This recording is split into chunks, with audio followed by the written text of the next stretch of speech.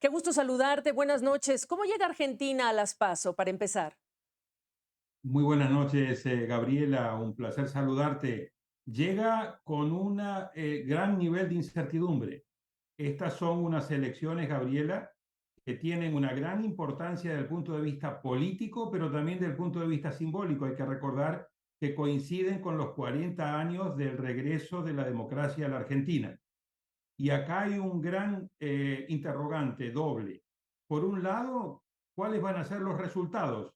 Hay un montón de encuestas con resultados muy contradictorios, no solamente entre las principales frentes electorales, sino también al interior de los frentes electorales, sobre todo en Juntos por el Cambio. Pero la otra gran interrogante es cuál va a ser el nivel de participación electoral. Y esta, creo, el tema de la abstención es un fantasma que recorre a estas primarias. ¿De qué escenario estás hablando cuando describes abstención como un protagonista? Bueno, lo que hemos venido viendo a lo largo de los años es una caída en el nivel de participación electoral en las elecciones nacionales. Argentina venía teniendo un muy buen nivel de participación por encima del 80%, luego cayó en los niveles del 70%, pero sobre todo en las PASO. En la última PASO que tuvo lugar en el año 2021, el nivel de participación electoral cayó al 67.7%. Y por el otro lado, en las recientes elecciones que hemos visto en muchas de las provincias de Argentina, también el nivel de participación electoral ha caído de manera significativa. Por lo tanto, hay un gran interrogante: ¿cuál va a ser el nivel de participación electoral en estas pasos que, si bien son obligatorias, podría llegar a estarle el nivel de participación electoral por debajo del 70% o incluso por debajo del 65%? Y de ocurrir ese nivel de abstención tan alto, eso obviamente tendría efectos diferentes en las diferentes campañas. Por supuesto. Queremos hacer el recorrido contigo de lo que se viene 7 días después. Empecemos por Ecuador.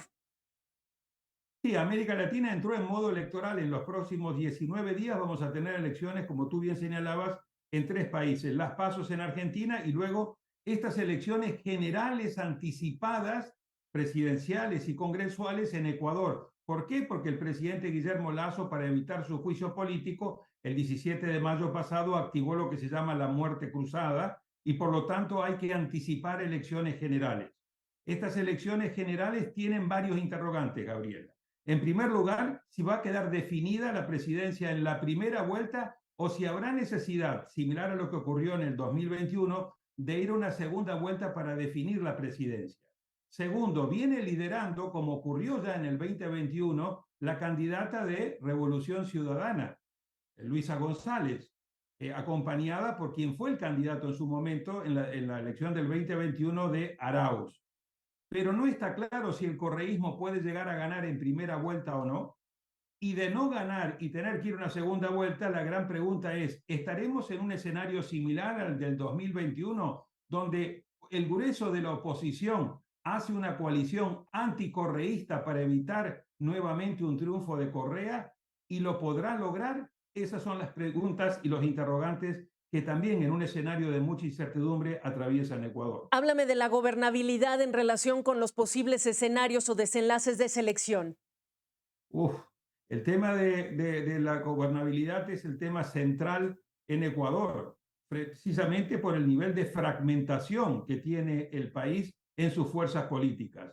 Por lo tanto, si hubiese necesidad de ir a una segunda vuelta y en esa segunda vuelta pudiese ocurrir un escenario similar al del 2021, es decir, que quien ganó en la primera vuelta, que era Arauz, luego pierde en la segunda vuelta con el triunfo en aquel momento de Guillermo Lasso, obviamente volveríamos a encontrar una situación de un presidente que no tiene mayoría propia en el Congreso, un Congreso bastante fragmentado y claramente con unos complejos, con unos serios complejos de gobernabilidad y un alto nivel de inestabilidad, como caracterizó a Ecuador durante mucho tiempo y lamentablemente lo está caracterizando nuevamente ahora. No menos complejo es el escenario que viene también ese mismo día para el balotaje en Guatemala. ¿Qué dices, Daniel?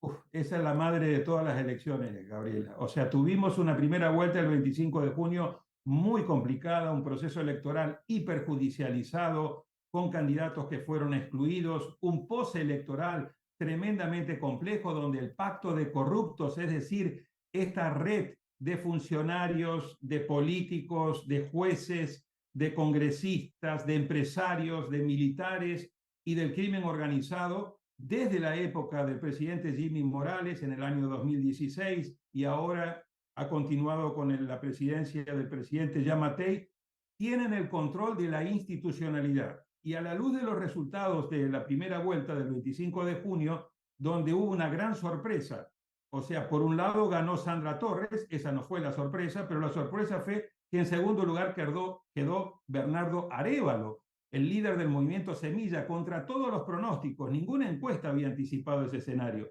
Y a la fecha, el pacto de corruptos, instrumentalizando al Ministerio Público, particularmente a la señora que es la jefa del Ministerio Público, Consuelo Porras, está tratando de quitarle el registro contra toda la legalidad al movimiento Semilla y como no lo puede lograr está tratando de embarrar la cancha. Entonces vamos a una segunda vuelta, a un balotaje muy complicado, pero aún si ganase Bernardo Arévalo como anticipan todas las encuestas, esta segunda vuelta, habría que ver qué pasa en el postelectoral y qué va a pasar en los 5 meses entre que gane la segunda vuelta y se tome posición a mediados de enero del año 2024. Guatemala entra, como acaba de escribir José Rubén Zamora en un artículo en El País, periodista que está preso de manera ilegal, en un laberinto perfecto, dice. ¿Por qué es perfecto? Porque no hay salida de esta situación tan compleja.